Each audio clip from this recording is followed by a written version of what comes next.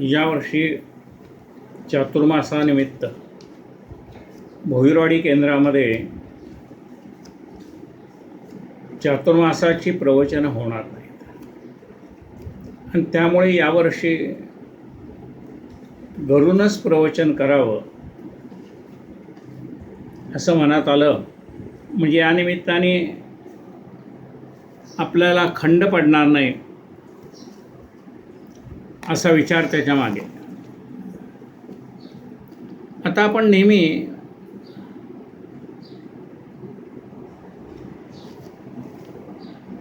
कोणत्याही ग्रंथाचा आरंभ करताना मंगलमूर्तीचं स्तवन करतो. वक्रतुंड महाकाय सूर्यकोटी समप्रभ निर्विघ्नं कुरु मे देव सर्वकार्येषु सर्वदा.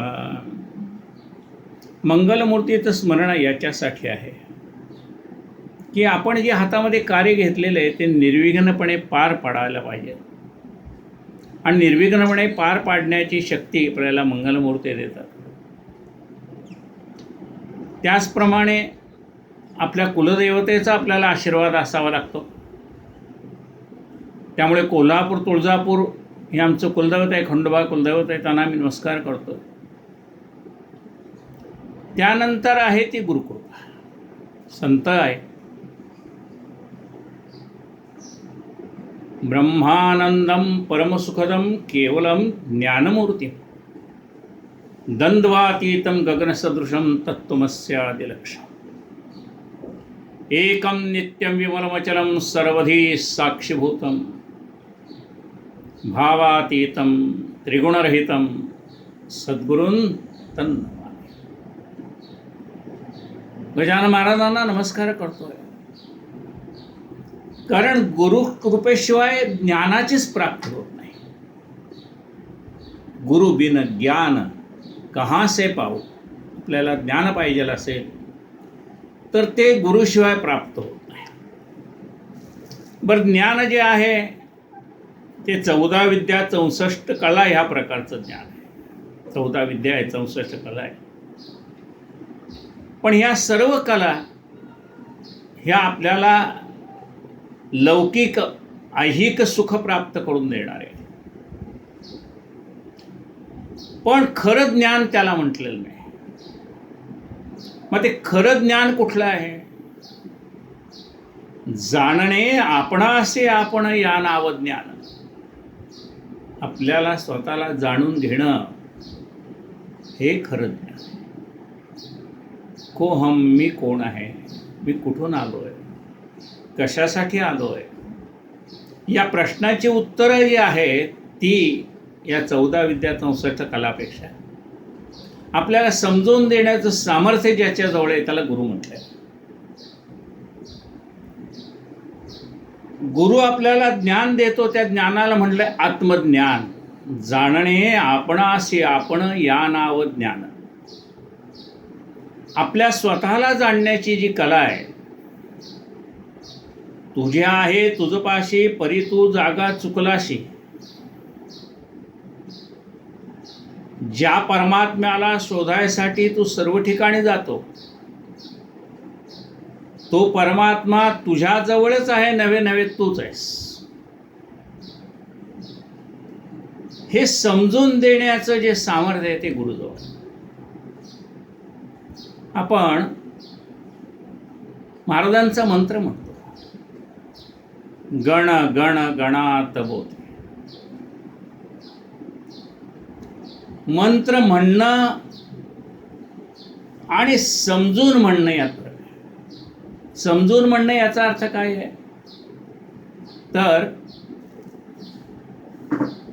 त्याचा अर्थ जाणून घेऊन म्हणणं, त्याला समजून म्हणणं म्हणतात. आता गण गण गणात बोते या शब्दाचा अर्थ आपण जर समजून घ्यायचा प्रयत्न केला तर तो महाराजांनी आपल्याला सांगितलेला आहे गजानन विजय ग्रंथात. गण, गण म्हणजे 1 2 3 4 संख्या. गण, गणात असे 1 2 3 4 अशी जी माणसं आहेत ती गणात म्हणजे बहुसंख्येने एकत्र जमतात, त्याला गणात म्हणतात. हा एक मनुष्य आणि हे सगळे. आता एक आणि सगळे याच्यामध्ये काय फरक आहे? तर मनुष्य एक होता, 10 माणसं एकत्र आली आणि मग त्या माणसाला थोडंसं ज्ञान कमी असल्यामुळे त्याने पोहायला गेले होते, पुन्हा बाहेर मुलं आली आणि त्यांनी मोजायला सुरुवात केली. 1 2 3 4 5 6 7 8 9 10. तो म्हणला एक मुलगा बुडाला. म्हणले कशात बुडाला? म्हणले पाण्यात बुडाला. पाण्यात कसा बुडाला? अहो म्हणले आपण 11 होतो, पण इथं तर 10च माणसं आहेत, म्हणजे 11वा बुडाला. हे खरं आहे का नाही? मग तिथला जो ज्ञानी मुलगा होता त्या ज्ञानी मुलाने सांगितलं, अरे बाबा तू स्वतःला विसरतोयस, तू पण त्यातलाच एक भाग आहेस का नाही? मग स्वतःला सोडून बाकीच्याला मोजण्यात काय अर्थ आहे? गण गण गण म्हणजे एक, गण म्हणजे काउंटिंग कर, मोज. गणात ह्या सर्व समुदायामध्ये तू एक आहेस का नाही? का तू स्वतःला त्या समुदायापासून वेगळा समजतोयस? पहिला गण म्हणजे एक, दुसरा गण म्हणजे काउंटिंग करणे 1 2 3 4, आणि गणात याचा अर्थ या सर्व समुदायामध्ये तू स्वतःला मोजतोयस का नाही? मग स्वतःला त्याच्यात मोजलं तर 10चे 11 होणार आहे. म्हणजे स्वतःला नाही मोजलं तर एक मनुष्य हरवलाय असं त्याला वाटेल. आणि म्हणून ज्या वेळेला आपल्याला तो समजून घेतो, तो मुलगा ज्याला समज कमी आहे त्याला शिकवणारा कोणतरी भेटला, तो म्हणला हा खरंच आता मी आहे. म्हणजे कशात आहेस तू? म्हणले हे जे आपण 11 आहेत त्यातला मी पण एक आहे, त्यामुळे कुणी बुडालेला नाही. म्हणजे 11च्या 11 आपण आहोत, कुणी बुडालेलं नाही. आता हे त्याला कधी कळलं? ज्या वेळेला त्याने हे समजून घेतलं की मी सुद्धा ह्या 11चाच एक भाग आहे. तसं बा बोते म्हणजे बा मना, हे मना तू समज काय? गण गण गणात बोते, हे मना तू समज. हे सगळं विश्व ज्या तत्वाने व्यापलेलं आहे ते तत्व कुठलं आहे? म्हणले ते तत्व परब्रह्म तत्व आहे. ब्रह्माने त्या सगळ्याला विश्वाला व्याप्त करून टाकलेलं आहे. मग जर या विश्वातला अणुरेणू सुद्धा ब्रह्माने व्याप्त असेल तर तू स्वतः काय त्या 11व्या मुलाचं, त्या अज्ञानी मुलासारखं स्वतःला वेगळा समजतोस का? अरे तू पण त्याचाच एक भाग आहेस ना. हा म्हणला मी पण त्याचाच एक भाग आहे. म्हणजे कशाचा भाग आहेस? म्हणाले जे परमात्म तत्व सर्व विश्वाला व्यापून आहे त्याचाच मी सुद्धा एक भाग आहे. हे त्याला कळलं. अरे म्हणले हा तर गणगण गणात बोधेचा अर्थ आहे. हा ज्या तत्वाने हे सर्व परब्रह्म व्याप्त झालेलं आहे त्यातला तू एक आहेस का नाही? अरे असा विचार कर की गरम असलेल्या लोखंडावरती हातोडी मारल्यानंतर त्यातनं बाहेर पडणारे जे ज्वालाचे बारीक बारीक ठिणग्या आहेत त्यातली प्रत्येक ठिणगी म्हणजे अग्नी आहे. तसं या सर्व चराचर विश्वाला व्यापून असणारे जे अणुरेणू आहेत त्यातलाच तू एक अणुरेणू आहेस. विश्वाकडे पाहिले की कळेल तुझं काय आहे. एका अणु एवढा तू आहेस. स्वतःला 5.5 फूट 8 फूट 10 फूट समजला तरी ह्या विश्वाच्या मानाने तू एक अणूच आहेस. मग तो कसा अणू आहे? की जो अणू या परमात्मा तत्वाने व्याप्त झालेला आहे त्यातलाच तू एक आहेस. म्हणजे तू सुद्धा कोण आहेस? परब्रह्मच आहेस. ज्या परब्रह्माने हे सर्व व्याप्त झालेलं आहे त्याच्यापासून तू वेगळा आहेस का? म्हणले नाही, आजपर्यंत मी स्वतः वेगळा समजत होतो. मग आता काय समजतोयस? नाही म्हणले मी त्याचाच एक भाग आहे. मग जर तू त्या भगवंताचा एक भाग आहेस हे तुला कळलं का? म्हणले कळलं. म्हणले मग गणगण गणात बोधेचा अर्थ कळला. या परब्रह्म तत्व ज्या भगवंत या ब्रह्मतत्वाने ह्या सर्व विश्वाला व्याप्त झाले त्यातलाच मी सुद्धा एक आहे. म्हणजे मी पण त्या परमात्म्याचाच एक अंश आहे. म्हणले एवढं कळलं तुला? आता त्या परमात्म्याचाच एक अंश आहे हे जे तुला कळलं, असं तू म्हणतोस, मला कळलं की मी तुला ठीक आहे बाबा, मी त्या भगवंताचं म्हणजे या विश्वातलं जे चैतन्य आहे त्या चैतन्याचा सुद्धा मी एक भाग आहे, एवढं तुला कळलं की मी त्या भगवंताचा एक अंश आहे. मग कळल्याने झालं का? म्हणजे नाही, नुसतं कळून चालत नाही, ते प्रॅक्टिकली यावं लागतं. प्रॅक्टिकली यावं लागतं म्हणजे काय? अरे हे चैतन्य म्हणजे तू कशापासून झालायस म्हणाले? म्हणले मी आई वडिलापासून झालं. आई वडिलापासून कसा निर्माण झालास? अरे म्हणाले त्यांनी जे सकस अन्न खाल्लं त्या सकस अन्नापासून जी ऊर्जा निर्माण झाली त्या ऊर्जेतनं मी निर्माण झालो. मग त्यांनी सकस अन्न खाल्लं म्हणजे अन्न कोणीतरी पेरलं असेल का नाही? हो म्हणले, कोणी पेरलं? शेतकऱ्यांनी पेरलं. मग त्या अन्नापासून तू झाला, एवढं कळलं? हो म्हणले कळलं. हे अन्न कशातनं निर्माण झालं? म्हणले जमिनीतनं. आधी जमीन का ती शेतकरी? नाही म्हणले आधी जमीन, मग शेतकऱ्याने त्याच्यात धान्य पेरलं. बरोबर आहे.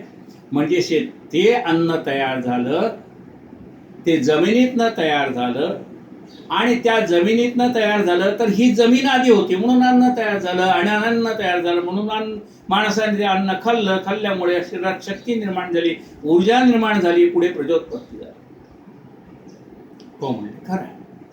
बरं म्हणाले, मग आधी अन्न, त्यानंतर मग कळलं की हे अन्न ज्याच्यातनं निर्माण झाले ती जमीन आधी झाली, मग अन्न तयार झालं.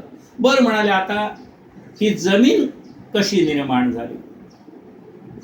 म्हणले आधी पाणी होतं, पाण्यापासून जमीन निर्माण झाली. कसं? म्हणाले अहो तुम्ही भांड्यामध्ये पाणी भरून ठेवा, दुसऱ्या दिवशी बघितले की त्याच्यात थोडेसे धुळीचे कण खाली असतातच. म्हणजे पहिल्यांदा पाण्यापासून पाण्यापासून अग्नी. मग हे म्हणले अग्नी कशापासून तयार झाला? म्हणले विजेपासून तयार झाला. मग वीज कशापासून तयार झाली? म्हणले आकाशापासून तयार झाली. आकाश कशापासून तयार झाला? अशी पंचमहाभूत आहेत, ही पंचमहाभूत निर्माण झाली. आता ही पंचमहाभूत कशापासून निर्माण झाली? म्हणले आधी अहंकारापासून ही पंचमहाभूत निर्माण झाली. अहंकाराच्या आधी कोण आहे? म्हणाले माया आहे. मायेच्या आधी कोण आहे? परमात्मा आहे. आणि त्या परमात्म्यापासून माया, मायापासून ही पंचमहाभूत निर्माण झाली. पंचमहाभूताचा हा तुझा देह आहे, म्हणजे हा संपूर्ण तुझा देह पंचमहाभूताने बनलेला आहे. एवढं तर मान्य आहे. पृथ्वी, आप, तेज, वायू आणि आकाश. मग ज्या पंचमहाभूतांनी तुझा देह तयार केलेला आहे, ज्या पंचमहाभूतापासून तुझा शरीर निर्माण झालंय, त्या पंचमहाभूतांनी कधी कोणामध्ये दुजाभाव केलाय का? कधी आकाश असं म्हणालंय का मी सज्जनांच्या डोक्यावरती आहे आणि दुर्जनाच्या डोक्यावरती नाही? नाही म्हणले आकाश सगळ्यांना सारखं, जिथं जाईल तिथे आकाश आहे. बरं म्हणाले आकाश कुणाशी भेदभाव करत नाही, हे कळलं. मग म्हणाले ते पाणी कुणाशी भेदभाव करतंय का? म्हणले नाही.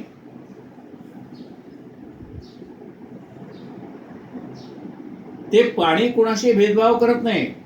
सज्जनांची तहान जेवढं भागवतं तेवढीच वाघाची पण तहान भागवतं.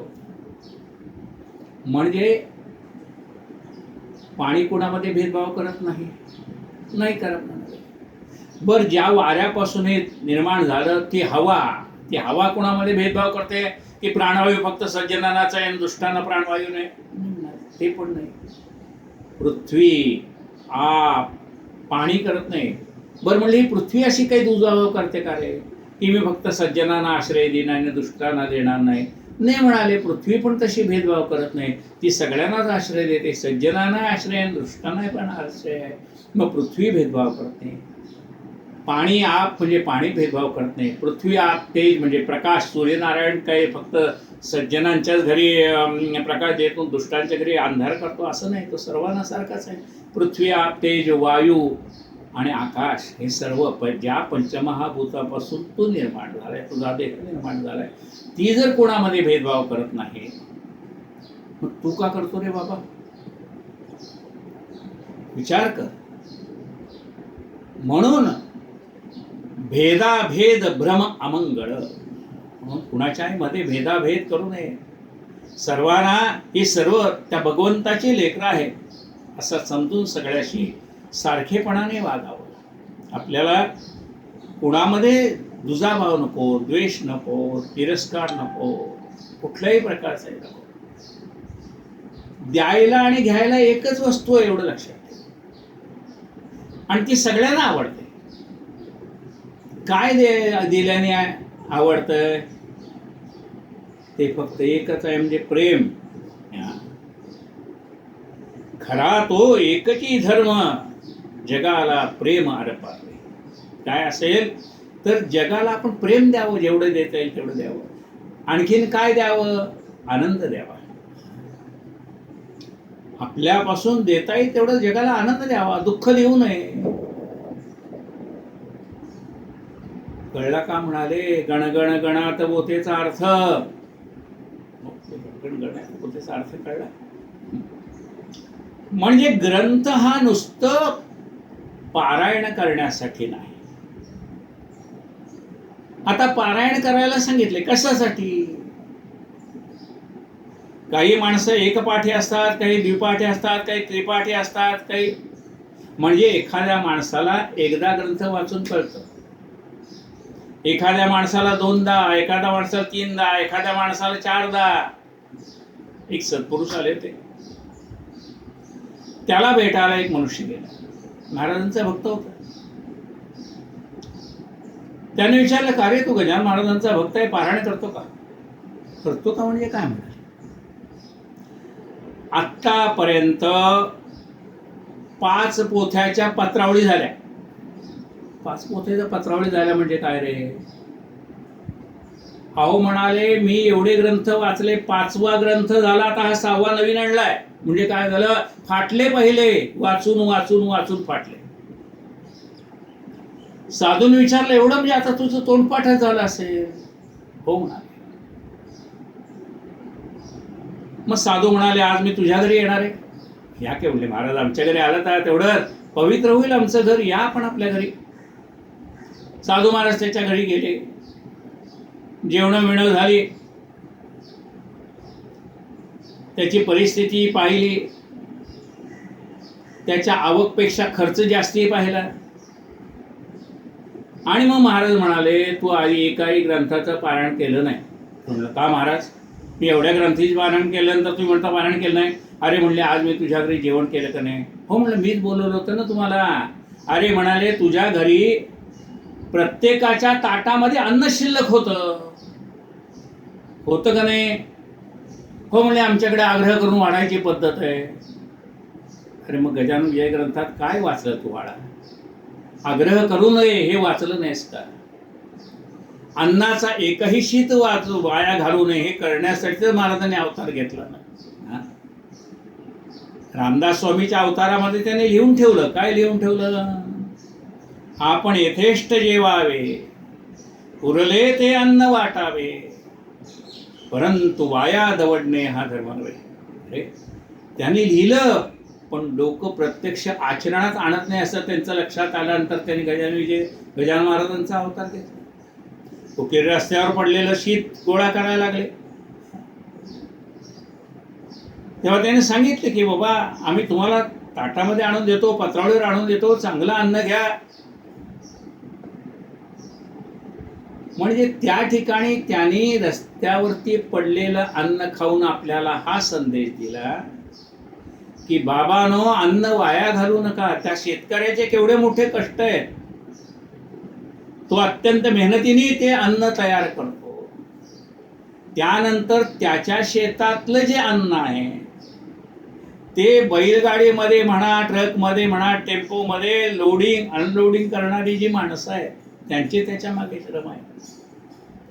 घरी आल्यानंतर त्याला काही तेल लावून ठेवणं असेल, औषध लावून ठेवणं असेल, त्याची निगा राखणं आहे, पाखडणं आहे, चाळणं आहे, दळून आणणं आहे. यासाठी घरच्या मातेचे सगळे श्रम त्याच्यासाठी आहेत का नाही? हा, ती बिचारी त्या ठिकाणी स्वयंपाक तयार करते, तिचे कष्ट आहेत का नाही? वाढण्याचे कष्ट आहेत का नाही? तू अन्न वाया घातल्यानंतर एवढ्या सगळ्याचे कष्ट वाया होतात. मग तू सांग की मी ग्रंथ वाचला, एवढे पारायण केली, काही त्याचा उपयोग आहे का?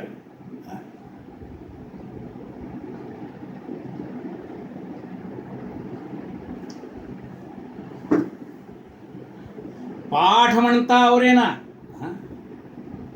त्याला म्हणले म्हणून दाखव. आहो म्हणले अख्खी पोथी पाठ आहे. धाड धाड धाड धाड म्हणायला सुरुवात केली. बर म्हणले यातला अर्थ सांग. म्हणले अर्थ मला कळत नाही. पाठ म्हणता आवरे ना, पुसता अर्थ कळे ना, अनुभव पाहता अनुमानामध्ये पडे. बर म्हणले यातला काय तुला अनुभव आहे का? नाही म्हणाले. मग काय पारायण करतो? अरे ग्रंथ हा समजून घेण्याची गोष्ट आहे, तो प्रत्यक्ष आचरणात आणण्याची गोष्ट आहे. आनंद नुसता आपल्याजवळ असून उपयोग नाही, तो आनंद लोकाला देता आला पाहिजे. आनंद आपल्या सर्वांगातनं बाहेर पडला पाहिजे. बघा एखाद्या वेळेला त्या आपल्या घरातल्या गृहिणीचे कोणी माहेरची माणसं आली की त्या स्त्रीच्या डोळ्यातनं आनंद व्यक्त होतो, तिच्या बोलण्यातनं आनंद व्यक्त होतो, तिच्या चालण्यातनं आनंद व्यक्त होतो, तिच्या प्रत्येक कृतीतनं आपल्या जवळचा मनुष्य भेटला याचा आनंद व्यक्त होतो. तसा भगवंताच्या नामस्मरणापासून मिळणारा आनंद हा सर्वत्र आपल्या वाणीतनं बाहेर पडला पाहिजे, आपल्या डोळ्यातनं बाहेर पडला पाहिजे, आपल्या कृतीतनं बाहेर पडला पाहिजे. प्रेम सर्वांगाचे ठाई, वाचे विठ्ठल रखुमाई. प्रेम सर्वांगाचे ठाई, वाचे विठ्ठल रखुमाई. आपल्या वाचेतनं त्या भगवंताच्या नामाचं प्रेम बाहेर पडलं पाहिजे, आपल्या डोळ्यातनं ते बाहेर पडलं पाहिजे, आपल्या कृतीतनं, वागण्यातनं, चालण्यातनं, बोलण्यातनं त्या भगवंताचं प्रेम व्यक्त झालं पाहिजे. श्री कृष्ण गोविंद हरे मुरारे, हे नाथ नारायण वासुदेव, हे नाथ नारायण वासुदेव, हे नाथ नारायण वासुदेव. भगवंताला काय मागावं? बघा याच्यात एक ओवी आहे. तुझी कृपा हाच परिस, लोखंड मे गणुदास, सहाय्य करी लेकरास, परते मदला लोटू नको. रामकृपा जेव्हा झाली तेव्हा माकडा शक्ती आली, गोपतेही बनले बली, यमुना तरी गोकुळात. या भगवंताची कृपा आपल्यावर झाली पाहिजे. बघा देवाला काय मागावं? तर कौरव पांडवांच्या युद्धाच्या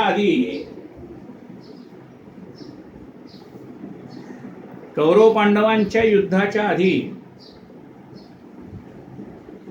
भगवंताला मदत मागायला दुर्योधन आला आणि अर्जुन पण. मग भगवंताने सांगितलं बघा एका बाजूला काय आहे, माझी ही सगळी नारायणी सेना आहे, माझं सगळं ऐश्वर एका बाजूला आणि एका बाजूला मी आहे. न धरी शस्त्र करी मी, गोष्टी सांगेन युक्तीच्या चार. म्हणाले एका बाजूला मी आहे, चार गोष्टी तुम्हाला मी सांगेन, आणि एका बाजूला माझं सगळं ऐश्वर आहे. दुर्योधनाने सगळं ऐश्वर मागितलं पण तोही गेला आणि त्याचं राज्य गेलं, आणि अर्जुनाने भगवंताला मागितलं, त्याला राज्यही मिळालं आणि तोही जिवंत राहिला. म्हणून देवाचं मागायचं का देवाला मागायचं आम्ही काय करतो, देवाचं मागतो. देवा मला हे दे, देवा मला ते दे, देवा मला ते दे. तू भेटला तर भेटला, नाही भेटला तर नाही भेटला. रोजचा चहा चालू आहे, नाश्ता चालू आहे, जेवण चालू आहे, खाणं चालू आहे, पिणं चालू आहे, सिनेमा पाहणं चालू आहे, मोबाईल मॉलमध्ये जाणं चालू आहे, गाडीतनं फिरणं चालू आहे. देवा तू काय भेटला नाही भेटला तर काय फरक पडतोय? हे सगळं ऐश्वर आम्हाला दे, तू भेटला पाहिजे असं काही नाही. हे कोण आहे? दुर्योधनाचं मागणं आहे. आणि अर्जुनाचं मागणं काय? देवा मला बाकी काही नको, नलगे मुक्ती धन संपदा, संत संग दे सदा, तुका वाजवितो टाळी उभा विठ्ठल जवळ. तेव्हा मला तुझं काही नको, तू पाहिजे. तुकाराम महाराजांचे प्रमाण आहे. तुकाराम महाराज म्हणतात, देवाचे चाडे आळवावे देवा.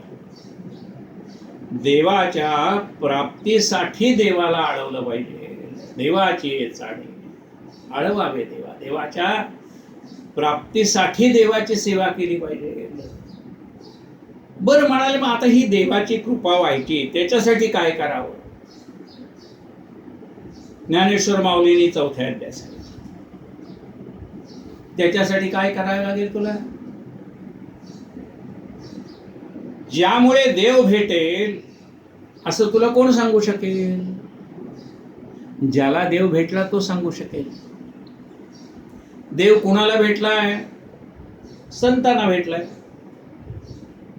त्यांच्या आज्ञेत तो राहतो. मग त्या संतांना शरण जा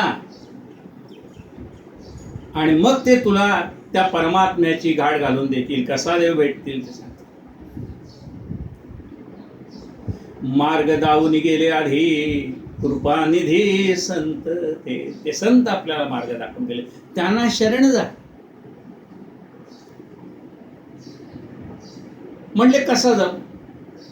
तनु मनु जीवे चरणासी लागावे आणि अगर्वता करावे दास्य.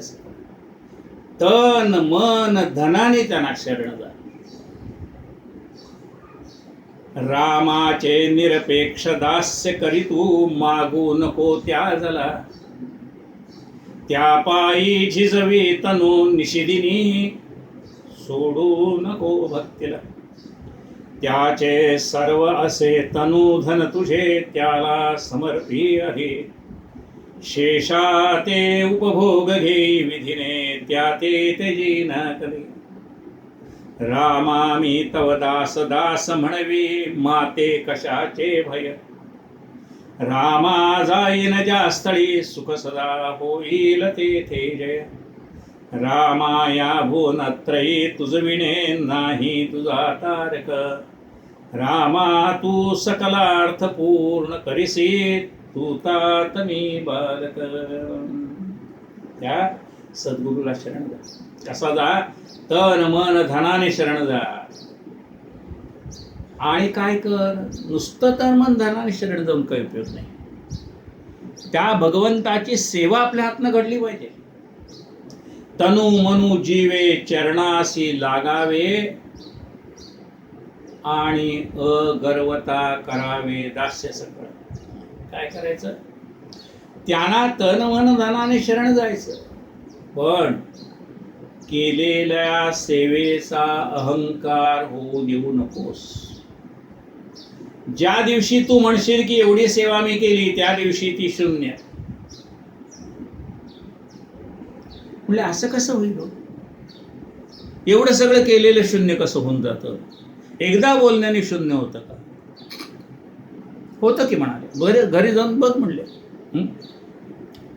तू तुझ्या मुलाला सांग, मी तुला आईच्या पोटात असल्यापासून कसं सांभाळलं, कसं दवाखान्यात घेऊन गेलो, कसं तुझी औषधं केली, कसं तुला वाढवलं, कशी तुला शाळेत फी ॲडमिशन घेण्यासाठी कसा रात्र जाऊन थांबलो होतो, मग मला कशी ती ॲडमिशन मिळाली, मग तुला शिकवण्यात तिथी लावल्या, तुला वया कशा आणल्या, पुस्तकं कशी आणली, कसं शिकवलं, काय केलं, तुझं लग्न करून दिलं, तुझं सगळं घर करून दिलं, ब्लॉक करून दिला, सगळं सांग.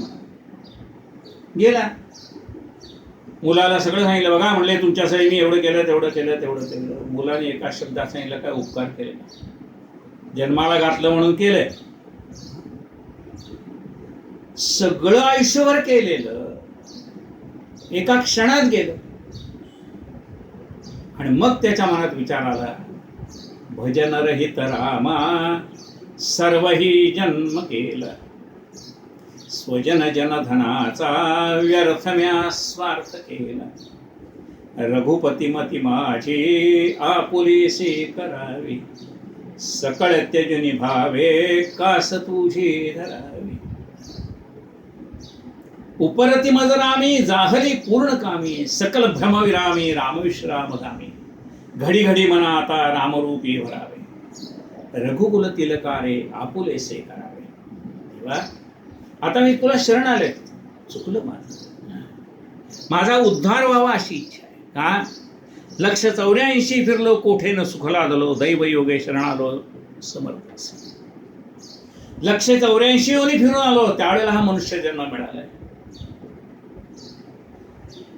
पण ह्या 184 युगामध्ये, या जन्मामध्ये मला गुरु भेटला नाहीत म्हणून माझा उद्धार नाही. तर ह्या मनुष्य जन्मामध्ये, या मनुष्य जन्माचं मी सार्थक करेन आणि गुरुला शरण जाईल, गुरुची कृपा प्राप्त करून घेईल. मग म्हणाले किती डोनेशन द्यावं लागेल गुरुची कृपा प्राप्त करून घेण्यासाठी? किती द्यावं लागेल? 10,000, 20,000, 25,000, 50,000, लाख, 2 लाख, 50 लाख किती द्यावे लागतील? म्हणले काही नाही, त्याला काही द्यावं लागत नाही रे बाळा.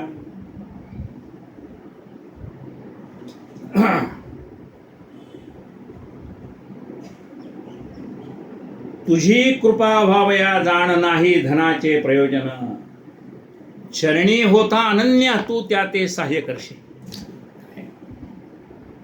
अरे त्या भगवंताची कृपा प्राप्त व्हायला नाही धनाचे प्रयोजन, त्याला पैशाची आवश्यकता नाही. गुरु तुमच्याकडे पैशाकडे पाहत नाही. गुरु तुमचा भाव किती शुद्ध आहे तो पाहतो. तुमचा भाव शुद्ध असेल तर देव भेटेल. भावे वीण देव न कळे निसंदेह, गुरु वीण अनुभव कैसा कळे.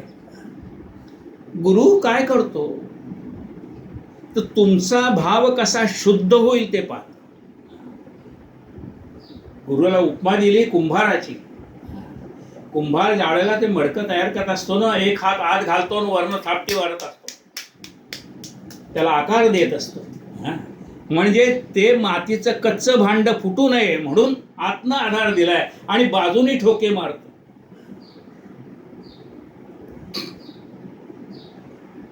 गुरु तुम्हाला उपदेश करत असतो, तुमच्यातले दोष काढून टाकण्याचा प्रयत्न करत असतो. एकदा गुरुनी पाहिलं किती वेळा सांगून सुद्धा शिष्य सुधारत नाही, तेव्हा गुरुने त्याला नाही, अरे तुझ्यापेक्षा दगड बरा. शिष्याला आला राग, म्हणले महाराज मी माणूस, तुम्ही मला दगडाची उपमा दिली. म्हणले अरे तुझ्यापेक्षा दगड बरा. पुन्हा राग आला त्याला. म्हणलं का हो माझ्यापेक्षा दगड बरा का तुम्ही म्हणता? मग समर्थाने त्याला सांगितलं, टाकीने खपली फोडली परी ते पुन्हा नाही जडली, मनुष्याची कुबुद्धी जडली तरी पुन्हा लागेल. अरे त्या दगडातला नको असलेला अंश काढून टाकला की पुन्हा त्याला जाऊन चिटकत नाही, पण तुझ्यातला दोष मी किती काढून टाकला तर पुन्हा येऊन तुला चिटकतोय. मग तुझ्यापेक्षा दगड बरा एक नाही म्हणाले. टाकीने खपली फोडली. अरे म्हणाले दगडात कुठं काय मूर्ती असते का? मूर्तिकार काय करतो, त्यातला नको असलेला भाग तेवढा काढून टाकतो, आत मूर्ती आहेच. तसा तुझ्यामध्ये देव आहेच. तुझ्यामध्ये जे काही बाकीचं साठलेलं आहे ना, जसा एखादा दागिना तयार करण्यासाठी त्याच्यामध्ये त्याला आकार येण्यासाठी काही दूषित द्रव्ये त्यात टाकले जातात. कथील तांबा टाकला म्हणा, अमुक टाकला दागिना तयार करताना. पण त्याला जर प्युअर करायचं असेल तर सोनार काय करेल, त्यातला नको असलेला भाग सगळा जाळून टाकेल, शुद्ध सोनं राहील. तसा गुरु काय करतो, तुमच्यामध्ये असलेले सगळे दोष काढून टाकतो आणि तुम्ही मूळ स्वरूपात आहे त्या मूळ स्वरूपात तुम्हाला आणतो. वरचं जे आवरण आहे ना ते काढून टाकतो. आतली ओरिजिनल मूर्ती तुम्हाला दिसायला लागते. ओरिजिनल मूर्ती आणि हे काय फरक आहे सांग. एके ठिकाणी एक मारुतीचं देऊळ होतं. त्याला सेंदूर फासून फासून आतली मूर्ती काय कळत नव्हती. नुसतं असा दगडच दिसायचा सेंदूर फासून फासून, आतली मूर्ती गायब झाली होती. मग आता मारुती पावणारा दर शनिवारी त्याला रुईच्या माळा आणि तेल अमुक तमुक पावणारा मारुती असं त्याचं नाव लावते. काही दिवसांनी त्याचे जे सेंद्राचे थर थर साठलेले होते ते एकदा सेंद्राचा थर असा बाहेर पडला, भिंतीचे पोपडे बाहेर पडावे तसा तो बाहेर पडल्यावर आतली मूर्ती दिसायला लागली. आत मारुतीची मूर्ती नव्हतीच, गणपतीची मूर्ती होती. गणपतीला सेंदूर लावतात, मारुतीला सेंदूर लावतात. गणपतीला सेंदूर लावून लावून लावून ती मूर्ती झाकली गेली होती. बरेच दिवस त्याच्याकडे कोणी पाहत नव्हतं. त्याला वाटतं पारावर आहे म्हणजे मारुती असेल. दुसरा आला म्हणला मारुती आहे, त्याला मारुती मारुती करत मारुती. पण ओरिजिनल काय होता?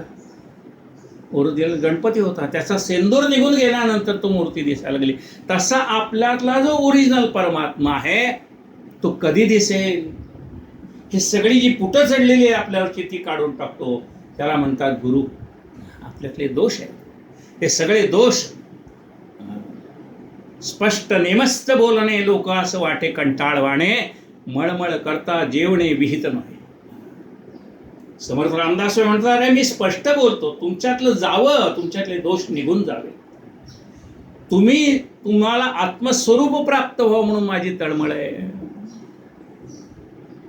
म्हणले का हो, आम्हाला आत्मस्वरूप प्राप्त झालं तर तुम्हाला काय मिळणार आहे? तुम्ही तर काही घेत नाही.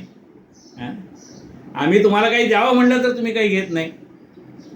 मग आम्हाला जर समजा आत्मरूप प्राप्त झालं तर तुम्हाला काय मिळणार आहे? शिष्याने प्रश्न विचारला. तुम्ही एवढी तळमळ तळमळ करता, म्हणजे आम्हाला आत्मरूप प्राप्त होणं, तुम्हाला काय मिळणार आहे? संत म्हणाले, अरे आमची जातच वेगळी. म्हणजे तुम्ही पण जातीवर चालला का? जात म्हणजे स्वभाव. जात म्हणजे कुठल्या जातीत जन्माला आल ते नाही, जात म्हणजे स्वभाव. आमचा स्वभाव कसा आहे? ऐसे कळवळ्याची जाती करी लाभावी न प्रीती. अरे बुडती हे जन देखवे ना डोळा, म्हणून कळवळा येत असे. संत म्हणतात, अरे हे जग बुडून चाललंय. हे जग आपल्या आत्मारामाला विसरलंय. त्याला त्याच्या आत्मारामाची गाड घालून देणं हे आमचं कर्तव्य आहे. आणि म्हणून म्हणाले की बुडती हे जन देखवे ना डोळा, आणि म्हणून कळवळा येत असे. म्हणून त्या संतांना आपला कळवळ आहे. आपण त्यांना शरण जावं. आपण शरण गेल्यानंतर आपल्यातले सगळे दोष नाहीसे करून टाकतात ते, आणि आपल्याला आपल्या आत्मस्वरूपाची जाणीव करून देतात, आत्मस्वरूपाची ओळख करून देतात. आजचं प्रवचन इथंच थांबूया. कायेन वाचा मनसेंद्रियर्वा बुद्ध्यात्मना वा प्रकृती स्वभावा करोमि यद्यं सकलं परस्मै नारायणायति समर्पयामि. अच्युतं केशवं रामनारायणं कृष्णदामोदरं वासुदेवं हरे श्रीधरं माधवं गोपिकावल्लभं जानकी नायकं रामचंद्रं भजे. हरे राम राम राम हरे हरे, हरे कृष्ण कृष्ण कृष्ण हरे हरे, हरे राम राम राम हरे हरे, हरे कृष्ण कृष्ण कृष्ण हरे हरे. सद्गुरु गजानन महाराज की जय. पुंडलिक वरदा हरि विठ्ठल. श्री ज्ञानदेव तुकाराम पंढरीनाथ भगवान की जय. माऊली ज्ञानेश्वर महाराज की जय. जगद्गुरु संत तुकाराम महाराज की जय. जय जय रघुवीर समर्थ.